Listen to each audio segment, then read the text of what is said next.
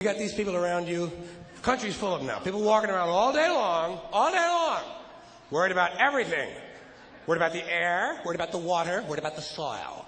Worried about pesticides, insecticides, food additives, carcinogens, worried about radon gas, worried about asbestos. Worried about saving endangered species. Let me tell you about endangered species, all right? Saving endangered species is just one more arrogant attempt by humans to control nature.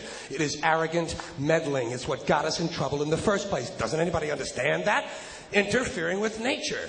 Over 90%, way over 90% of all the species that have ever lived on this planet, are gone. They're extinct. We didn't kill them all. They just disappeared. That's what nature does. They disappear these days at the rate of 25 a day, regardless of our behavior, I mean. Irrespective of how we act on this planet, 25 species that were here today will be gone tomorrow. Let them go gracefully. Leave nature alone. Haven't we done enough? We're so self-important. So self-important. Everybody's going to save something now. I'll save the trees, save the bees, save the whales, save those snails. And the greatest arrogance of all, save the planet. What? Are these fucking people kidding me? Save the planet? We don't know how to take care of ourselves yet. We haven't learned how to help one another. We're going to save the fucking planet? I am getting tired of that shit. I'm tired of fucking Earth Day. I'm tired of these fucking self-righteous environmentalists. I'm tired of these white, liberal, bourgeois, liberal, white people who think the only thing wrong with this planet is there aren't enough bicycle paths. Trying to make the world safe and clean for their Volvos. And I'm really sick of these rock stars and movie stars going to work off their cocaine guilt by saving a forest somewhere. Besides, there's nothing. First of all, the environmentalists don't give a shit about the planet. They don't care about the planet. Not in the abstract, they don't. You know what they're interested in? A clean place to live. Their own habitat. They're worried that someday in the future they might be personally inconvenienced. Narrow, unenlightened self-interest doesn't impress me. Besides, there's nothing wrong with the planet. The planet is fine. The people are fucked. The people are fucked. Compared to the people, the planet is doing great. The planet has been here for 4.5 billion years, all right? 4.5 billion. We've been here, what, 100,000? Maybe. 200,000? Maybe. And we've only been engaged in heavy industry for a little over 200 years. 200 years versus 4.5 billion. And we have the conceit to think that somehow we're a threat, that somehow we're going to put in jeopardy this beautiful little blue-green ball that's just floating around the sun. Planet has been through a lot worse than us for a long time. Been through earthquakes, volcanoes, plate tectonics, continental drift, solar flares, sunspots, magnetic storms, the magnetic reversal of the poles, bombardments for hundreds of thousands of years by comets and asteroids and meteors, sandstorms, erosion of all kinds, cosmic radiation, worldwide fires, worldwide floods, recurring ice ages, and we think some aluminum cans and some plastic bags are going to make a difference? Planet isn't going anywhere. We are. We're going away. We're going away. Pack your shit, folks. We're going away. And we won't leave much of a trace either. Thank God for that. Maybe a little styrofoam. Maybe a little styrofoam.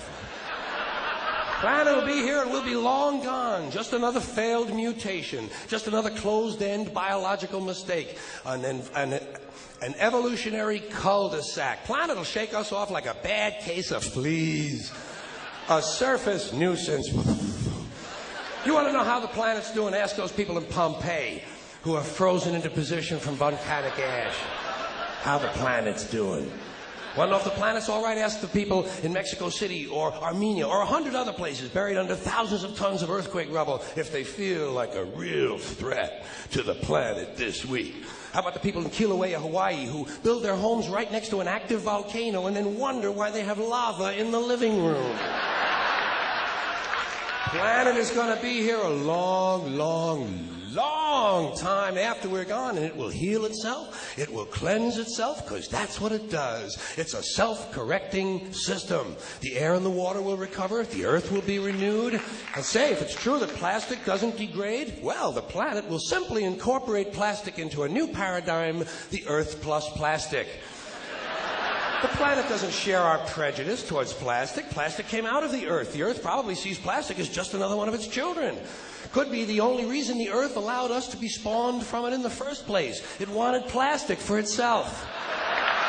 Didn't know how to make it. Needed us. Could be the answer to our age-old philosophical question, why are we here? Plastic. Assholes.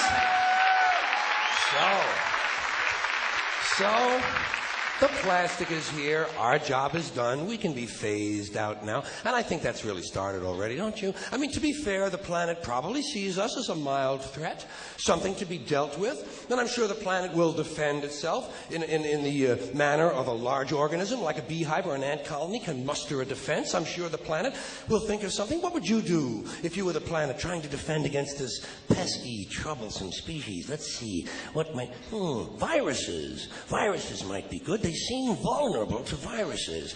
And viruses are tricky, always mutating and forming new strains whenever a vaccine is developed. Perhaps this first virus could be one that compromises the immune system of these creatures. Perhaps a human immunodeficiency virus, making them vulnerable to all sorts of other diseases and infections that might come along. And maybe it could be spread sexually, making them a little reluctant to engage in the act of reproduction. Well, that's a poetic note. And it's a start. And I can dream, can't I? I don't worry about the little things. Bees, trees, whales, snails. I think we're part of a greater wisdom than we will ever understand. A higher order. Call it what you want. You know what I call it? The big electron. The big electron. Whoa. Whoa. Whoa. It doesn't punish. It doesn't reward. It doesn't even judge. It just is. And so are we, for a little while. Thanks for being here with me for a little while tonight. Thank you. Thank you.